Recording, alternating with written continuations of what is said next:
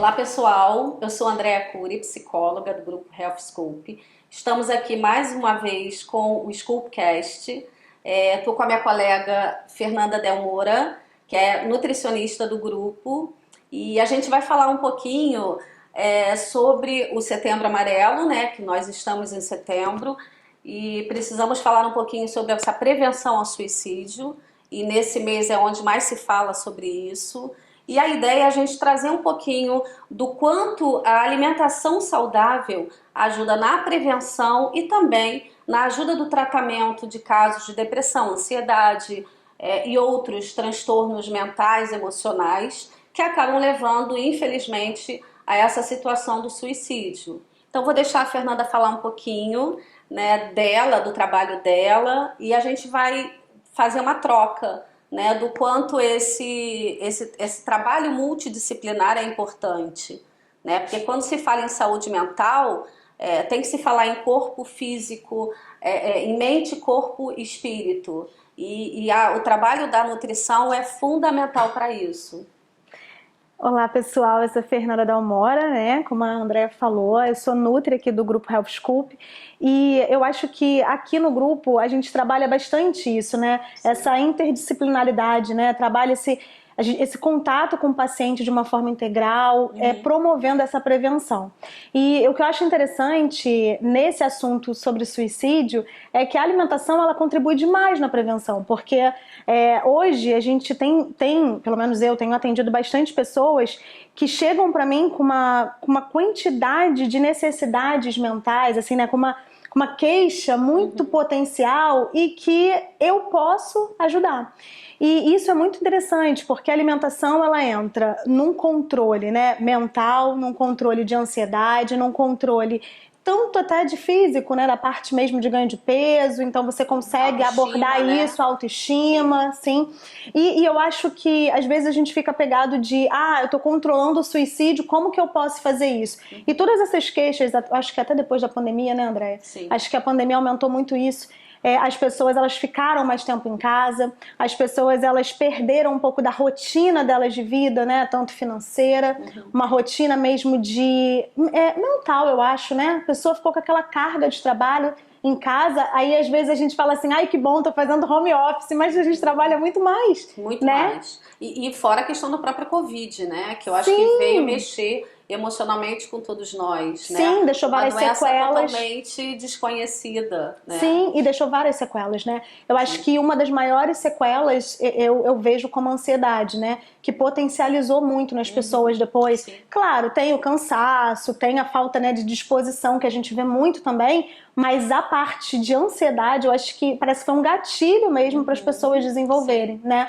E aí a pessoa chega para mim e aí com uma queixa, eu quero emagrecer. E aí você começa a esmiuçar ali na conversa, na anamnese, você vê que tem coisas muito maiores por trás desse ganho de peso, né? Sim. Então, essa rotina que teve essa ruptura de rotina, eu acho que a somatização, a compulsão alimentar ficou muito maior, as pessoas começaram a descontar na comida. Sim. Então, ficar em casa, Fernanda, muitos falam muito pra mim assim, Fernanda, eu tô em casa, e aí é difícil, né? Porque a geladeira tá ali do meu lado. Exatamente. E aí eu tô ansioso, eu vou lá e pego uma comidinha, eu tô chateada, eu vou lá e como. Então as pessoas, eu falo muito que as pessoas alimentam a emoção, né? Então se eu tô chateada, eu como, se eu tô estressada, eu como, se eu tô feliz, eu como, também. né? Até comemora-se. Isso aí, comemora-se comendo. Então as pessoas começaram a ter esse desconto ainda maior na alimentação. E eu vejo também que esse avanço da tecnologia, eu não sei na sua área se isso interfere, mas na minha interfere muito, porque se a gente pensa, né, que para você ter uma qualidade de vida, você precisa ter uma tríade muito bem feita, que é uma boa alimentação, atividade física e um bom sono, as pessoas não dormem mais. Exatamente. Né? As pessoas não dormem. Eu falo muito sobre isso também nos meus atendimentos, né? Porque sempre quando chega um paciente, independente de qual demanda eu tento buscar uma qualidade de vida para aquele paciente, né? Então eu pergunto como é que a pessoa dorme, se ela dorme bem, não só em quantidade, mas em qualidade de sono. Sim. Né? E essa questão da tecnologia que você está falando é de fato um grande problema. Sim. Porque quando eu pergunto, mas o que você faz para conseguir dormir? A 99% dos casos é ou celular ou televisão ligada. Sim. né? E não é a melhor forma, né? Então eu acho que isso também interfere, Sim, né? interfere muito, porque eu acho que essa luminosidade que está cada vez maior, ela, tudo bem, a tecnologia trouxe muitos avanços, coisas maravilhosas, mas essa luminosidade extrema, levar isso para sua cama também, para dormir, você não dorme, porque o telefone ele não para, o WhatsApp ele não para, é full time. Então a pessoa fica com aquela luz ali, e a luz de LED, né, que é a luz que, enfim, o raio que é emitido pela televisão e pelo celular, ele é 10 vezes mais maléfico pro ser humano do que a luz amarela, que antigamente era tão normal, né? Hoje em dia, essa luz assim mais luminosa, essa luz mais clara, ela interfere muito mais, que ela faz uma luminosidade meio azulada, não me recordo bem, mas ela acaba potencializando essa questão de somatização mesmo e ruptura de ciclo circadiano. E aí o que acontece? Um estresse crônico, uma inflamação crônica, uma compulsão alimentar, a falta da rotina de trabalho, que também, né, acaba impactando na área financeira. Isso tudo somatiza um ambiente inflamatório na pessoa. Então, são gatilhos que deixam o ser humano mais inflamado. Essa inflamação, você acaba aumentando cada vez mais, né, os hormônios ruins.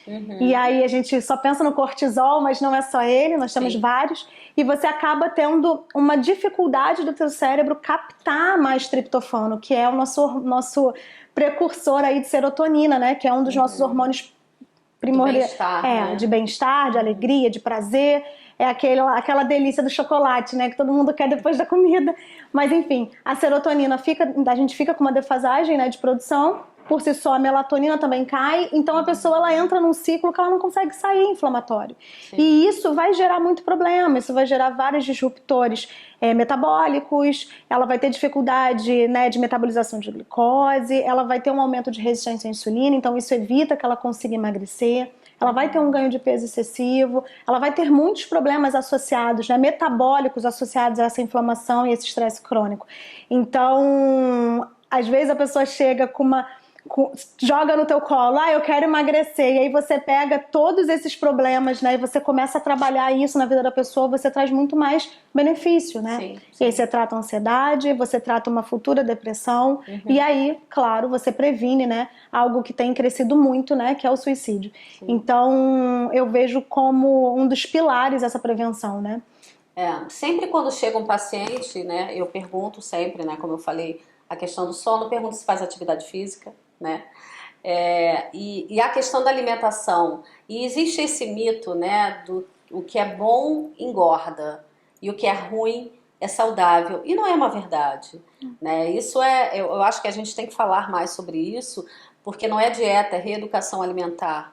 Eu acho que existem alguns alimentos extremamente nocivos e a gente precisa evitar. Agora, tem alimentos extremamente gostosos, saudáveis, que dá para você substituir. Né? Então, eu sempre coloco isso também para alguns pacientes. A questão da inflamação que você fala, do ganho de peso, isso afeta diretamente a autoestima do paciente. Então, um paciente que já chega com uma ansiedade, com uma predisposição para uma depressão e ainda tem entra nesse ciclo vicioso, emagrecer fica muito mais difícil, né? Porque tem toda essa questão inflamatória que você explicou muito bem, né? E aí acaba ficando mais complicado da pessoa conseguir ter essa perda de peso, né? E tem a cobrança da sociedade, né? Sim, com certeza. A nossa sociedade, ela Existe impõe um padrão, padrões, né? Terríveis. E que padrão é esse, né? Assim, eu acho que o padrão de bem-estar sou eu, né? Eu tenho que definir o que é pra mim. Saber como é que tá sendo pra mim fazer, né? Os exames, para ver se os exames estão legais. Se eu olho e tenho uma autoimagem positiva, né? Eu até brinquei já algumas vezes, até lá na MED, eu estou acima do meu peso, né? Eu tenho 52 anos, 3 filhos, então eu preciso ter um cuidado maior, naturalmente. E aí até eu brinquei há um tempo atrás que a minha autoimagem é muito boa, porque só em fotos que eu falo, nossa, eu preciso emagrecer, mas no meu dia a dia a gente não percebe, eu tô né? ótima. Eu acho que tem, lógico, eu sei que eu preciso, né, perder peso e ter uma qualidade de vida maior, mas eu acho que essa autoimagem é muito distorcida, né? E esse sim tem que ser o foco principal daquela pessoa, Sim. não o padrão estabelecido pela sociedade. Até que porque a gente não vai massacra, né? alcançar, né? Não, nunca. Né? Não tem como você alcançar esse padrão de beleza extrema, felicidade extrema, não envelhecimento, não né? existe, Não tem como. exatamente. A gente pode prevenir, a gente pode melhorar, a gente pode chegar a uma idade bem, Bem, né? com certeza, Saudável, com feliz, com qualidade, exatamente. mas não necessariamente atendendo ao padrão. E eu acho que isso que tem confundido muitas pessoas, né? E o que você falou da questão, né, de que o que tem até um meme na internet que fala assim, é bom, tira da boca porque faz mal, né? Isso. E não é isso, não é. é. É a tal da mentalidade de dieta que eu brigo muito, né? Eu bato muito na tecla. Não é essa mentalidade que a gente tem que ter.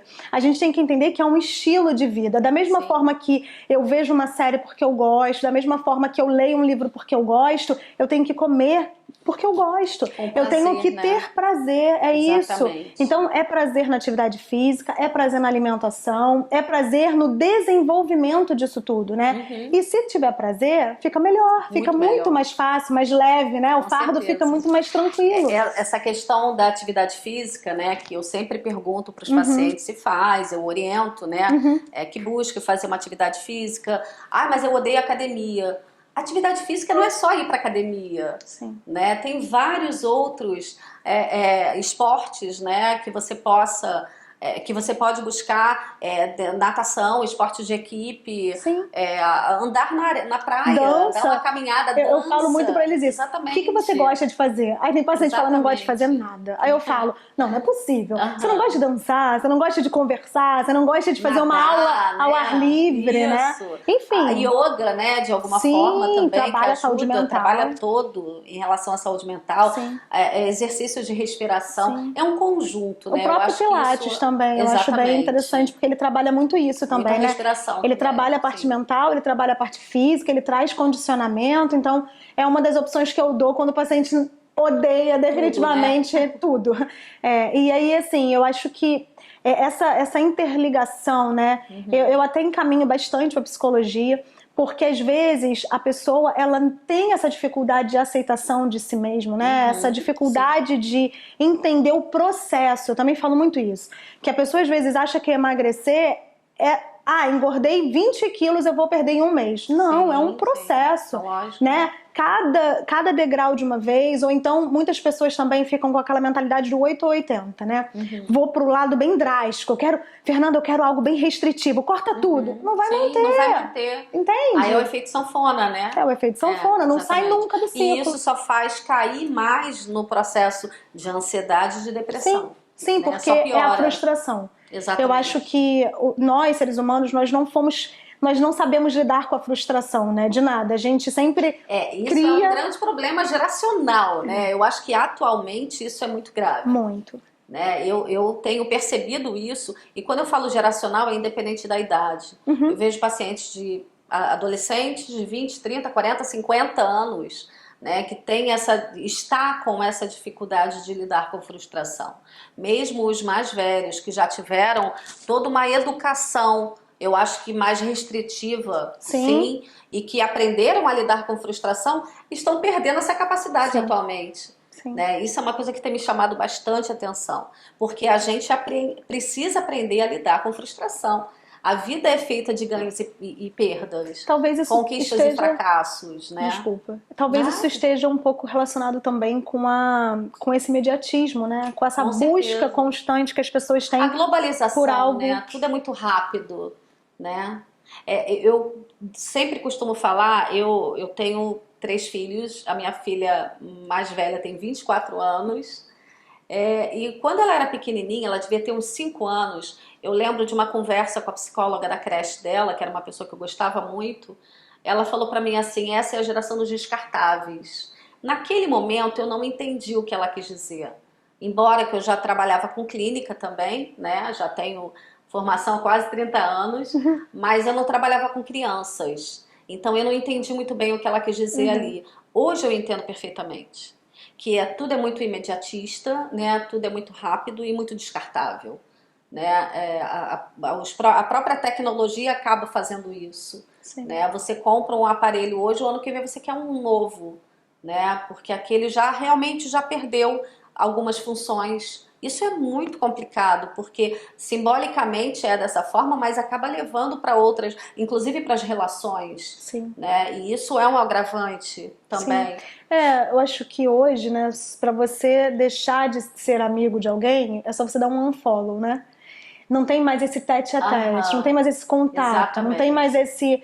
essa questão de entender que o ser humano é um ser completo, né? Um ser complexo até, a Uhum, gente tem que ter empatia em todas as áreas. uhum, E eu vejo muito que esse imediatismo, ele desemboca em vários problemas, né? uhum, E essa questão de se frustrar o tempo todo, não se aceitar e uhum, não ver resultado ou achar que não uhum. está vendo resultado. Sim, Eu tenho muito problema às vezes com peso, né, das pessoas. As pessoas vêm, não, mas eu não perdi o peso de balança. Eu falo, mas você mudou a composição corporal. E exatamente. isso faz toda a diferença. E a, Você e a ter menos disposição também, gordura, né? isso. E aí eu faço muito um rastreamento. E aí eu faço várias perguntas para o paciente, né? E nesse rastreamento, que eu chamo de rastreamento metabólico, ele vai sinalizando várias coisas, por exemplo, dor de cabeça, queda capilar, pele ressecada.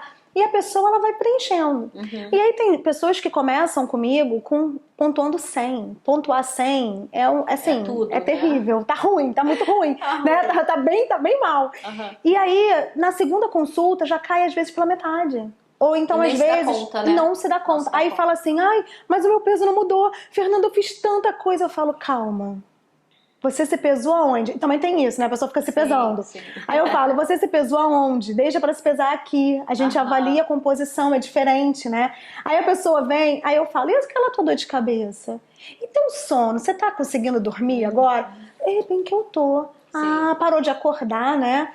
Terminou aquela insônia, né? E a tua Uhum. função intestinal melhorou? Nossa, é verdade, melhorou. E Aham. aquela ansiedade?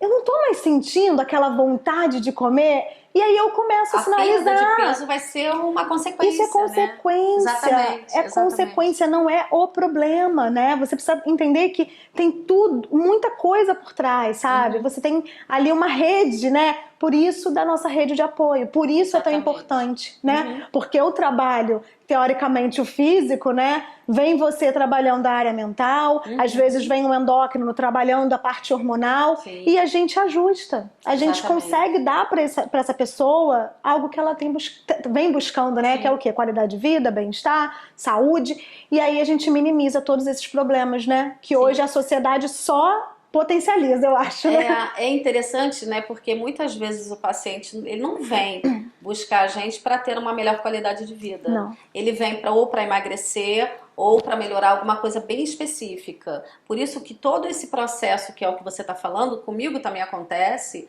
né? Do imediatismo, né? É lógico que eu entendo que dependendo da situação, daquele sofrimento, o paciente que vem até a mim, ele vem com algum sofrimento. Então ele quer Sim, diminuir o sofrimento, sim, claro, né?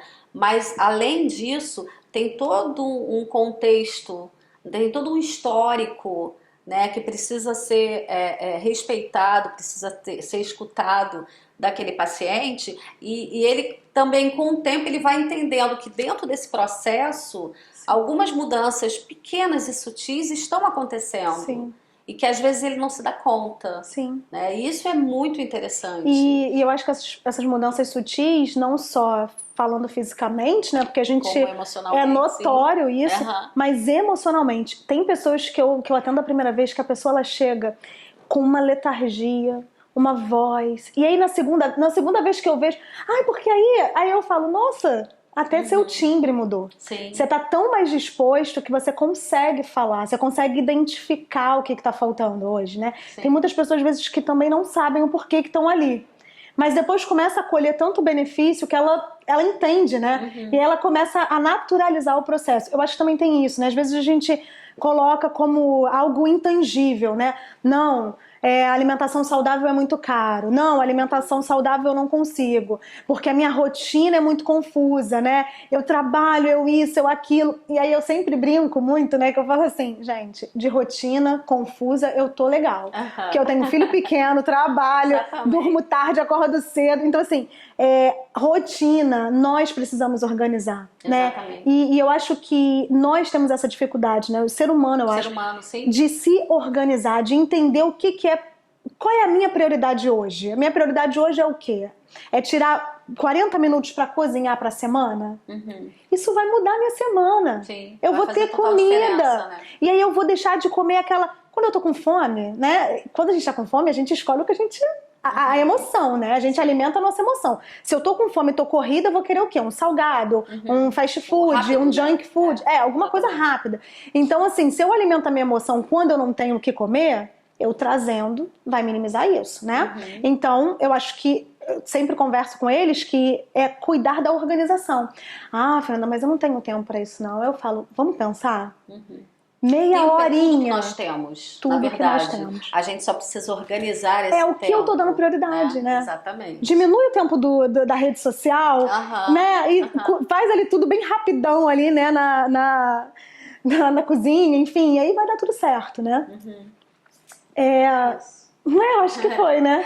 Eu acho que sim, né? Espero que todos tenham gostado, né, do nosso papo. Esperamos poder ter outros papos para poder fechar, né, com a questão do Setembro Amarelo. Importante entender que é de janeiro a dezembro, não é apenas em setembro que a gente precisa dar atenção a essa questão emocional, a essa qualidade de vida, né? O paciente que vem com esse sofrimento, né, de ansiedade, depressão, que foram alguns exemplos que nós demos aqui, as frustrações que fazem parte da vida. A gente precisa entender isso. A vida é feita de altos e baixos, conquistas e fracassos. Então a gente precisa, o ser humano precisa compreender isso de uma forma melhor. Então esse paciente que chega com esse sofrimento, a gente poder dar esse olhar mais integral para esse paciente, da qualidade de vida dele, emocional, físico e espiritual, é fundamental buscar esses 3 pilares, né, na vida do ser humano. Então, vamos sim ter empatia, buscar ajudar, né, as pessoas. E o principal, gente, é se olhar, né? A gente, às vezes, está muito disposto a olhar para o outro, e isso é incrível, isso é muito legal, mas a gente não pode deixar de se olhar também, se cuidar também, se priorizar também. Eu acho que isso é muito importante. Sim, com certeza. Tá? Até para a gente estar pronto para poder ajudar o outro, né? Se a gente não está bem com a gente, como é que a gente vai ajudar alguém? Sim. Eu acho que isso é muito importante também. Foi ótimo. Assim, eu acho que entender que além de tudo que o André falou, que foi muito bem falado, estava aqui até só observando, absorvendo, né? Mas eu acho que é olhar mesmo para prevenção, né? Cuidado.